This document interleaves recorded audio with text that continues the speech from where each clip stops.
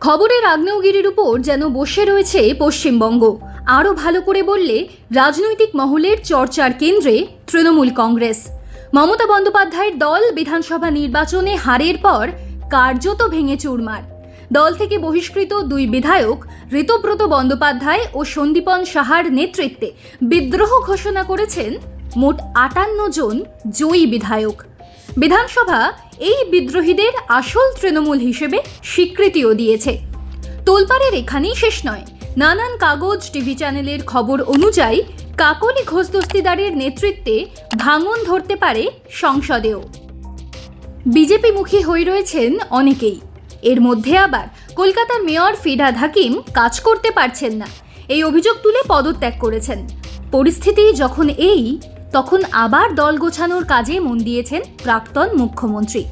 বিধানসভা ভোটে ভরাডুবির পর তৃণমূলের বিদ্রোহী বিধায়ক নেতাদের আঙুল মূলত অভিষেক বন্দ্যোপাধ্যায়ের দিকে। তার নেতৃত্ব, দল পরিচালনার ক্ষমতার পাশাপাশি নিচু তলার নেতা কর্মীদের সঙ্গে যোগাযোগ রক্ষায় অনীহা। দলের নেতাদের সঙ্গে আচরণ নিয়েও প্রশ্ন উঠেছে। তবে তৃণমূল নেত্রী মমতা বন্দ্যোপাধ্যায়ের আস্থা রইল অভিষেকেই। বিদ্রোহ এবং বিরোধিতা সত্ত্বেও অভিষেকই তৃণমূলের সর্বভারতীয় সাধারণ সম্পাদক পদে থেকে গেলেন। দলীয় বৈঠকের পরের ছবি কিন্তু বলছে অভিষেকের ক্ষমতা কিছুটা খর্ব করা হয়েছে। তার সঙ্গে সর্বভারতীয় যুগ্ম সাধারণ সম্পাদক করা হলো রাজ্যসভার দুই সাংসদ দোলা সেন এবং ডেরেক ওব্রায়েনকে। এহেন পরিস্থিতিতে একটাই প্রশ্ন, মমতা বন্দ্যোপাধ্যায়ের ভবিষ্যৎ কি হতে চলেছে? কেননা এই প্রশ্নের সঙ্গে জড়িয়ে রয়েছে তার দলের ভবিষ্যৎও। মমতাই দলের মুখ, সিম্বলও। এই মর্মে প্রচারও করে তৃণমূল। তাই যখন বাস্তব, তখন মমতা নতুন করে ফিরে আসার ছক কিভাবে সাজাবেন তা দেখার অপেক্ষা নিশ্চিতভাবেই থাকবে। আর সেই অঙ্কেই ঢুকে পড়েছেন হুমায়ুন কবির। তৃণমূলের প্রাক্তন বিক্ষুব্ধ নেতা। বাবরি মসজিদ বানানোর অভিযোগে যাকে দল থেকে নির্বাসিতও করা হয়েছিল, তারপরে নিজের নতুন দল ঘোষণা করেন। আম জনতা উন্নয়ন পার্টি বিধানসভা নির্বাচনে কার্যত কিছু করতে পারেনি, কিন্তু হুমায়ুন 200% সফল। রেজিনগর ও নওদা দুটো বিধানসভা কেন্দ্র থেকে ভোটে দাঁড়িয়েছিলেন হুমায়ুন। মুখ্যমন্ত্রী শুভেন্দু অধিকারীর মতোই দুটো আসন থেকেই জয় পেয়েছেন তিনি। নিয়ম অনুযায়ী একটা আসন ছেড়ে দিতে হয়েছে তাঁকে।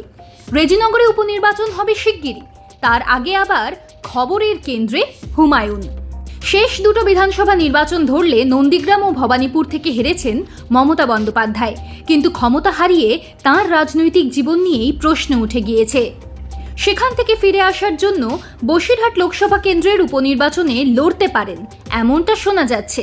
অতীতে বাংলায় যত উপনির্বাচন হয়েছে তাতে শাসক দলকেই অ্যাডভান্টেজ পেতে দেখা গিয়েছে, কিন্তু মমতা যদি বসিরহাট লোকসভা উপনির্বাচনে দাঁড়ান তাহলে পরিস্থিতি অন্যরকম হতে পারে। আর একটা হাই ভোল্টেজ নির্বাচন দেখা যেতে পারে। বিরোধী নেত্রী হিসেবে মমতার গুরুত্ব ভারতীয় রাজনীতিতে বরাবরই ছিল। সেই তাঁকেই সংসদে দেখতে চাইছেন অনেকে। এমনও বলা হচ্ছে মমতা বন্দ্যোপাধ্যায় যদি বসিরহাট থেকে দাঁড়ান তাঁকে সমর্থন দিতে পারে কংগ্রেসও। একসময় যার জন্য লড়েছেন সেই মমতার পাশে আবার কেন দাঁড়ালেন হুমায়ুন কবির? নওদার বিধায়ক হুমায়ুন প্রচার মাধ্যমকে বলেছেন, উনি যদি লোকসভায় যাওয়ার জন্য বসিরহাট উপনির্বাচনে লড়েন সেক্ষেত্রে আমি প্রার্থী নাও দিতে পারি। ওকে পার্লামেন্টে নিয়ে যাওয়ার জন্য আমি সাপোর্ট করতে পারি। বিধানসভায় এলে তো ভালোই, না হলে পার্লামেন্টে যাবেন। সর্বভারতীয় রাজনীতিতে তিনি উল্লেখযোগ্য ব্যক্তি। ভারতবর্ষের রাজনীতিতে তার পরিচিতি, গুরুত্ব অনেক বেশি। বিজেপির একনায়কতন্ত্রের বিরুদ্ধে লড়াই করতে হবে। বিজেপি যেভাবে চলছে, সব রাজ্যের ক্ষমতা দখল করে এটা চলতে পারে না। মমতা বন্দ্যোপাধ্যায়ের দীর্ঘ রাজনৈতিক জীবন কিন্তু হেলাফেলার বিষয় নয়। হুমায়ুন অবশ্য এর আগেও মমতাকে নিয়ে নিজের মতামত জানিয়েছেন। বিধানসভা ভোটে মমতা বন্দ্যোপাধ্যায়কে তাঁর নিজের গড় ভবানীপুরে হারিয়েছেন শুভেন্দু অধিকারী। মুখ্যমন্ত্রীর আসন হারানোর পাশাপাশি এখন আর বিধায়কও নন তৃণমূল নেত্রী। এই প্রেক্ষাপটে মমতা বন্দ্যোপাধ্যায়কে নতুন প্রস্তাব দিয়েছিলেন হুমায়ুন কবির। আম জনতা উন্নয়ন পার্টির চেয়ারম্যান হুমায়ুন বলেছিলেন, মমতা বন্দ্যোপাধ্যায় আমার সিনিয়র মোস্ট। শুধু রাজ্যের নেত্রী নন, তিনি ভারতবর্ষের একজন উল্লেখযোগ্য নেত্রী। তার এই সময় বিধানসভায় আসা জরুরি ছিল, কিন্তু হেরে গিয়েছেন। ভবানীপুরের মানুষ তাকে হারিয়ে দিয়েছেন।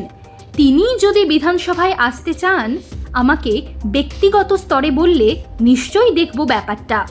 রেজিনগরের মানুষের কাছে হুমায়ুন কবির শেষ কথা বলবে।